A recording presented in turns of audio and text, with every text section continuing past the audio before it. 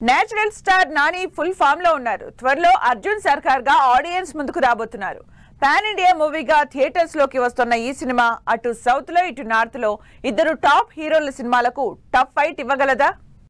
Natural star Nani హీరోగా తెరకెక్కుతున్న latest movie hit 3 stylish కలను క్రైమ్ యూనివర్స్ లో థర్డ్ ఇన్స్టాల్మెంట్ గా ఆడియన్స్ ముందుకొస్తోంది. ఈ సినిమా మే 1న రిలీజ్ కి రెడీ అవుతున్న ఈ movie teaser, songs, trailer audience లో ఇంట్రెస్టింగ్ బజ్ క్రియేట్ చేశాయి. అర్జున్ సర్కార్ గా నెవర్ బిఫోర్ అవతారంలో కనిపిస్తోన్న నాని అగ్రెషన్ కి ఫిదా అవుతున్నారు యాక్షన్ లవర్స్.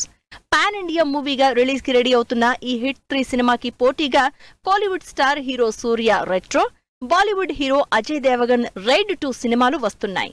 హిట్ 3 కి పోటీగా పాన్ ఇండియా రేంజ్ లో రిలీజ్ కి రెడీ అవుతోంది రెట్రో సినిమా.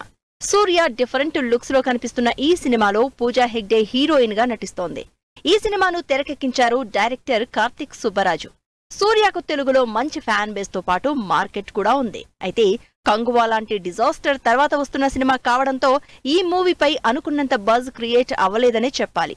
సినిమాపై హైప్ పెంచేందుకు హీరోయిన్ పూజా హెగ్డేతో ప్రమోషన్స్ మొదలు పెట్టేశారు. ఇప్పటికే 2 సింగిల్స్ ను రిలీజ్ చేసిన రెట్రో టీం త్వరలోనే ట్రైలర్ ను రిలీజ్ చేయబోతున్నారు. పాన్ ఇండియా వైడ్ గా రిలీజ్ అవుతున్న సూర్య రెట్రోకి అదే రేంజ్ లో వస్తోన్న నాని హిట్ 3 గట్టి పోటీ ఇచ్చే ఛాన్స్ ఉంది అంటున్నారు ఆడియన్స్. ఇటు బాలీవుడ్ లోనూ నాని హిట్ 3 పోటీకి రెడీ అవుతోంది.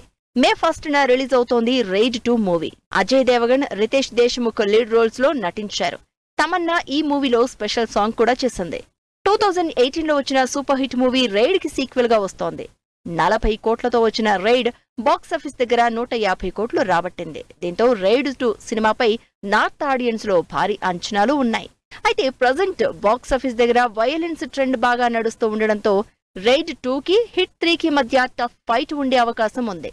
ఇటు పాన్ ఇండియా రేంజ్ లో రెట్రోకి, అటు బాలీవుడ్ లో రైడ్ కి హిట్ 3 ఇచ్చే టఫ్ ఫైట్ ఎలా ఉంటుందో అని ఈగర్ గా వెయిట్ చేస్తున్నారు ఆడియన్స్.